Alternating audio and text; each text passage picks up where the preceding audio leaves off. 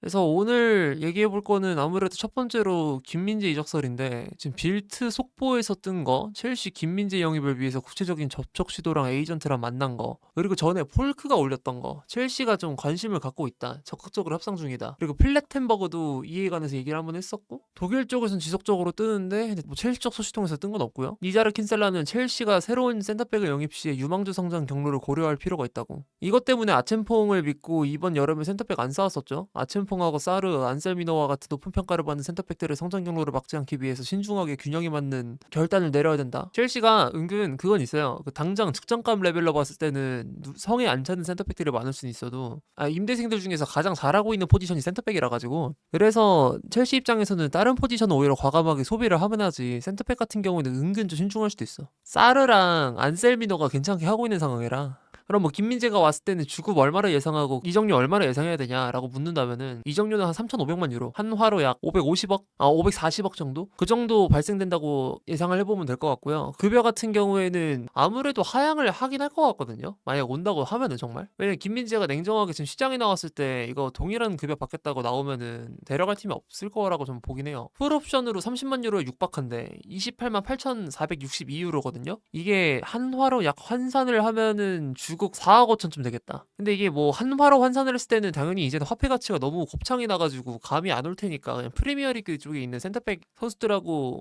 파운드로 환산을 해서 대조를 해보는 게 가장 정확할 것 같은데, 그래서 이전 영상에 말했던 것처럼 김민재를 여기다가 넣는다고 치면은 라인이 어느 정도쯤 되냐라고 봤을 때 라이스랑 웨데고르 뭐 이 정도 급여 받고 있는 거예요, 바이언에서. 근데 솔직히 근데 이 정도 급 안 나오니까 냉정하게 지금 실력 자체는, 그리고 나이가 또 있다 보니까 급여를 좀 받아야 될 수도 있긴 하겠지만, 근데 저는 저 정도 급여를 요청하면서 딴 데로 가려고 하면 어디 못 갈 것 같거든. 주급 보조를 바라지 않고 그냥 20만 파운드 선 정도로만 이적해 오면은 난 납득될 것 같긴 해요. 가성비 같은 거 고려했을 때 그냥 20만 파운드급, 웨슬리 포파나랑 주급 동결이라고 생각하면은 납득될 것 같은데, 그냥 딱 그 정도 되는 것 같아요. 왜냐면은 그 이하라고 보는 건 너무 저평가고, 그 이하가 정당하다고 보는 거는 약간 그런 느낌이 있어. 물론 진짜 논리정연하게 그렇게 생각하는 걸 수도 있고 이해하지만, 그냥 김민재를 까는 것에 심취한 나 이런 느낌일 수도 있기 때문에, 그래서 개인적으로는 저는 20만 파운드 안팎으로 받는 게 맞다고 보긴 하는데, 근데 아까 말했던 것처럼 김민재를 데려오게 되면은 모순점이 발생하니까 프로젝트에 계획을 한번 짰으면은 그 계획에 극한이라도 달려보고 해봐야 이게 계획이 확실하게 좀 잘못됐구나라고 하면서 핸들을 틀거나 하거든요. 근데 심지어 첼시는 지금 실적이 나오고 있던 상황에서 갑자기 핸들 틀어버리는 거니까, 게다가 지금 UEFA SCR이라 그래가지고 급여 상한 비율이 70%가 넘어가면 안 되는데, 첼시가 지금 그 고주급자가 많아가지고 그거 넘기게 생겼거든요. 그러니까 스털링이랑 디사시 같은 애들 처분하고 그리고 포파나도 내보내야 뭐 김민재를 데려오든 말든 이 소리를 하는 건데, 근데 그런 과정을 지금 뭐 거치지도 않고 있으면서 제대로 된 진전 하나 없으면서 갑자기 김민재 땅 데려오는 건 좀 말이 안 되는 것 같고, 그래서 개인적으로 좀 강하게 얘기를 하면서 확신을 해보자면 나는 데려온다고 하면 여름이 될 것 같고요. 이번에는 데려오기에는 좀 빡셀 것 같아. 물론 SCR을 맞춰가지고 그 제출하는 기한이 여름쯤으로 알고 있긴 하거든요. 그래서 뭐 겨울에 김민재 영입을 처리한 다음에 여름에 보내버리면은 또, 그러니까 여름에 다른 선수들 뭐 고주급자들 보내버리면 뭐 상관없긴 해서 완전 겨울에 데려온다라는 게 불가능한 얘기는 아닌데, 당장 데려오는 거는 현실상에 많이 없지 않을까. 그래도 보통 그 정도의 빅사이닝을 처리하고 싶다고 하면은 미리 정리를 해놓고 그렇게 하는 경우가 많지. 근데 나는 스탠스가 똑같아요. 김민재가 첼시 오게 되면은 나한테는 이득이고, 이강인 온다 하면 나한테도 이득이니까 이걸 싫다고 하면 솔직히 그건 개구라고. 나는 이게 본업이니까. 첼시 성적이나 주목도에 따라서 내가 받는 스포트라이트나 받을 수 있는 시간당의 수익이 달라지는 건데, 난 당연히 이건 좋아할 수밖에 없는 거고, 싫어한다면은 그거는 구라치는 거니까. 내 입장에선 개이득인데, 근데 팀 팬 입장에서 봤을 때는 좀 더럽혀질 것 같긴 한데, 그러니까 아지트가 조금 오염되는 기분이 들 것 같긴 한데, 근데 나는 이제는 좀 작년에도 똑같이 말했는데 사람들이 그냥 국뽕을 어떻게 대처하고 우리끼리는 어떻게 팬 문화를 만들어가면 되는지에 관해서 내성이 생겼다고 생각하거든요. 충분히 이미 사례들이 많으니까. 그러니까 PSG처럼 첼시가 국내에서 팬덤이 진짜 적었는데 갑자기 완전 다 때려박힌 것도 아니고, 그러니까 박지성이 이적했을 때 당시의 메뉴, 우리나라에서는 해외 축구의 문화가 그렇게 많이 뿌리를 못 잡았으니까 그때는 버팀목이 적었을 거라고 보고, 그리고 바이언 같은 경우에도 국내에서는 인기가 은근 없죠. 왜냐면 약간 뭔가 이상하게끔 악당 취급받다 보니까 사람들이 기피하는 느낌이 좀 있었지. 그리고 PSG 같은 경우에도 팬수가 첼시보다 적었고요. 그리고 토트넘 같은 경우에도 손흥민 가기 전엔 당연히 적었을 거라고 보는데, 근데 첼시 지금 팬 수 정도면은 어느 정도는 좀 버틸 수 있지 않나? 이거는 맨시티에 한국 선수가 간다고 가정해도 그렇고 똑같이 맨유에도 그렇고 어느 팀에도 그렇고 다 해당되는 내용이라고 생각을 해요. 막 나폴리 이적했을 때처럼 그 모든 걸 다 점령당하는 그런 느낌은 아닐 거라서 그래서 팬 입장에서 봤을 때도 그렇게 나쁘게 볼 건 없다고 보긴 합니다. 근데 문제는 현실성 여부인데 현실성은 없을 것 같아요. 이게 가장 중요한 거긴 하죠. 일단은 첼시가 그렇게 모순된 느낌을 표출하면서 갑자기 구단 운영 방식을 바꿀 거라고 생각을 안 하고 그리고 냉정하게 20만 파운드 급여 지불하면서 김민재급 이적료 지불하면서 본전 뽑는 거 생각하면 더 어린 애들 많아요. 초특급 타겟들 말고 그냥 김민재랑 실력이 큰 차이가 안 나면서 나이는 훨씬 어려요. 김민재가 96년생이다 보니까 김민재보다 어린을 기준으로 두면은 생각보다 널려있다 생각하거든요. 내가 지난번에 영상에서 말했던 바네케가 당장 김민재보다 오면은 주급 덜 받을 것 같고 이적료 같은 경우도 비슷하게 지금 지출이 될 것 같은데 뭐 이건 링크는 없어요. 가정해 두면은 그럴 것 같다 보니까 굳이라는 생각이 들어요. 근데 오게 되면은 그건 있어.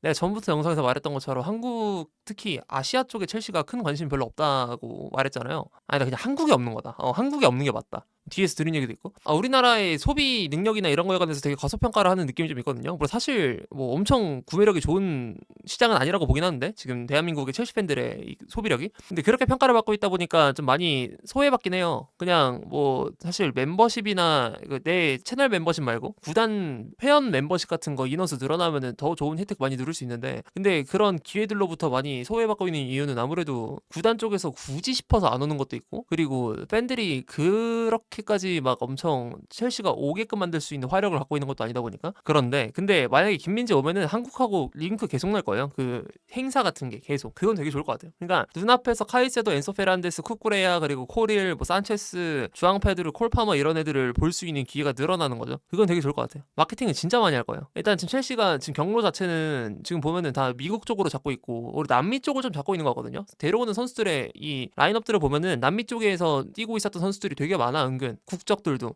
보면 에콰도르랑 아르헨티나랑 브라질 선수가 비유럽임에도 불구하고 물론 논이유 커터는 없지만 되게 많잖아요. 그래갖고 구단의 색채를 어느 정도 남미 플러스 그리고 이제 잉글랜드 내에서의 검증된 자원들로 잡아가는 느낌이 좀 강하거든요. 이 두 가지로. 근데 여기서 김민재를 데려오면 뭔가 마케팅 방향이 달라지나라는 생각을 뭐 한 번쯤 해볼 수 있고. 여러분 마침 지금 온스테인이 속보로 안셀미노 리콜에 관해서 얘기를 했는데 김민재 찌라시가 뜬 지 얼마 안 된 시점에서 그 소식들이 묵살되고 정말 자연스럽게도 첼시는 임대생 복귀를 택한 것으로 보입니다. 근데 이게 맞긴 하죠. 역시 재정적인 레버를 당길 수가 없는 시점이기도 하고 지금 자체가 리스트에 등록을 못하기 때문에 그리고 첼시가 임대생들이 센터백들이 유독 잘하고 있는 와중이라서 그래서 센터백에 당장 빅사이닝을 지르는 것보다는 저런 식으로 이제 취하는 게 어떻게 보면 현명한 행보일 수도 있는데 하네 저게 맞긴 해요 내 생각엔. 그러니까 유리몸인 것도 맞고 와서 부상 많이 당할 수도 있긴 하겠지만 센터백 인원수가 크게 모자라지 않는 상황에서 급하게 응급처치를 하는 상황으로 본다면 옛날에 샬로바 때랑 비슷하게 보면 될 것 같은데 그냥 잠깐 메우는 용도면은 저거는 임대 리콜이 맞지. 그리고 여름에 더 확실한 계획적인 소비를 가져가는 게 맞아요 내 생각엔. 안셀미노를 일단 묵혀놨다가 하는 거 보다가 얘를 믿고 가도 되겠다 싶으면 믿고 가는 거고 아니면은 안 될 것 같으면은 그때 가서 여름에 더 좋은 매물 찔러보는 게 뭐 노팅엄이가 뭐 강등될 수도 있는 거고 뭐 모르는 거잖아 경우의 수는. 저 판단에 관해서는 저는 강력한 지지를 보냅니다. 저게 맞는 것 같아요. 임대생이 많으면 그걸 활용을 해야지. 그리고 첼시 임대 슬롯 때문에 머리 아픈 상황이었는데 저러면은 스털링 임대 보낼 수 있거든요 여러분. 그런 UEFA SCR 저번에 말했던 그 문제 골치 아팠던 거 그거 간접적으로 해결도 가능해요. 그러니까 스털링 임대를 처리하게 되면 잠깐 장부상으로 이득을 볼 수 있으니까 되게 잘한 것 같습니다. 임대 슬롯도 비우고 SCR도 해결하는 방안을 내세운 거고 왜냐면 또 안셀미노의 급여가 낮다 보니까 그래서 가성비적으로 봤을 때 충분히 일리가 있는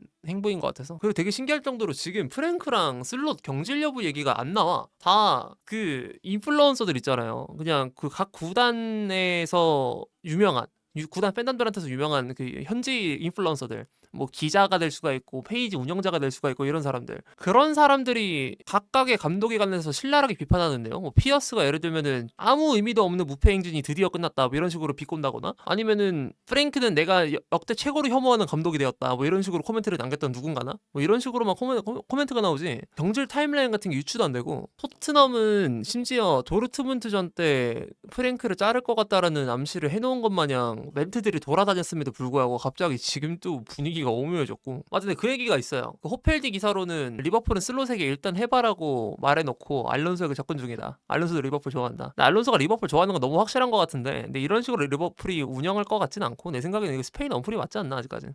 뒤에서 몰래 접촉을 한다 하더라도 스페인 기자 쪽에서 이게 유출될 것 같지는 않은데 확실한 건 중도로는 선임 안 될 것 같아요. 그냥 끝까지 가지 않을까. 리빙님이 그 말 하더라고. 근데 그 말에 동의하긴 해. 리버풀은 경질과는 너무 거리가 먼 클럽이라서 첼시랑 완전 정반대의 성향을 띠고 있는 클럽이다 보니까 그래서 뭐 슬롯이 경질될 것 같다는 생각은 잘 안 들어요. 그래서 사실 이 포커스는 슬롯은 일단은 뭐 그래도 성적 자체가 일단 오늘 첼시 경기가 끝나진 않았지만 오늘 최대로 순위가 내려가면 8등까지 내려갈 수 있거든요. 근데 어찌됐든 간에 뭐 4위권하고는 승점 차가 얼마 안 나는 상황이라서 일단 밀어둔다고 치면은 프랭크가 안 나는 건 좀 신기하긴 해요. 오은스테인이 그 말은 하더라고. 그 랩이었으면 프랭크 진작 잘랐다고 그 얘기 하더라. 지금 토트넘의 결정권 구조가 지금 분산된 구조라 가지고 즉각적인 결정이 어렵고 그래서 그때처럼 과감하게 움직이는 느낌은 안 날 것 같다라는 생각이 든다고 합니다. 그래서 진짜 만약에 팡풋전에 토트넘이 지면은 플레이오프를 갈 확률이 진짜 높거든요. 근데 그렇게 되면은 일정상으로 봤을 때는 토트넘이 생각보다 덜 빡셀 수 있어. 리그컵을 탈락을 해놨기 때문에 그래서 2월 달에 일정이 그렇게 타이트하게 빠지진 않을 텐데 제일 좆된 거는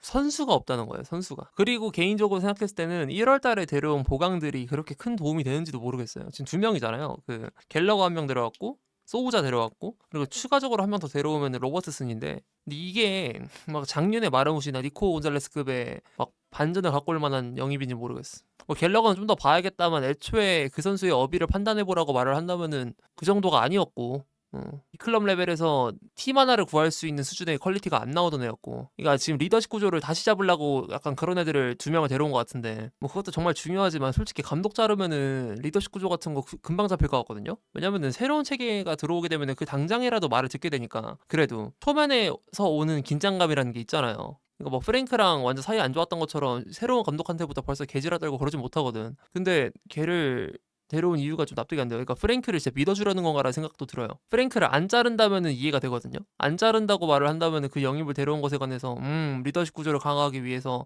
이제 로버트슨 같은 경우는 대표팀에서 해봤고 그리고 첼시에서 갤러거가 3주전까지 해봤으니까 뭐 그런 애들을 데려오는 거구나 이렇게 납득을 하겠는데 근데 감독을 새로 바꾼다라는 가정에 이렇게 말을 하게 되면은 프랭크는 나가고 리더십 구조는 어차피 다시 재정립이 될 텐데 거기서 폼 저하가 찾아왔는데도 얘를 데려온 거잖아요. 그냥 리더십 메리트를 보고 이게 약간 거기에만 집중해서 생각을 한다면 그래서 되게 신기함. 주장 리더십도 되게 중요한 건 맞지만 새 감독이 오면은 주장 리더십보다 그냥 다 같이 으쌰으쌰 새 시작을 해보자 이런 식으로 알아서 결속력이 잡힐걸요? 굳이 그렇게 막 리더십 강화에 완전 혈안된 모습으로 이걸 보강에 집중할 필요는 없을 것 같은데 그냥 감독 바뀌면은 리더십에 관해서 애들이 긴장감 유지라도 하면서 바로 개기거나 그러진 않을걸요? 그냥 가볍게 던져보는 생각이라 뭐 내 말이 틀릴 수도 있는데 팀 성적이 안 좋은 상황에서 복구를 하려면 실질적으로 도움이 아주 많이 되는 기량이 좋은 쪽으로 보는 게 맞지 않았나. 근데 뭐 억가일 수도 있어요.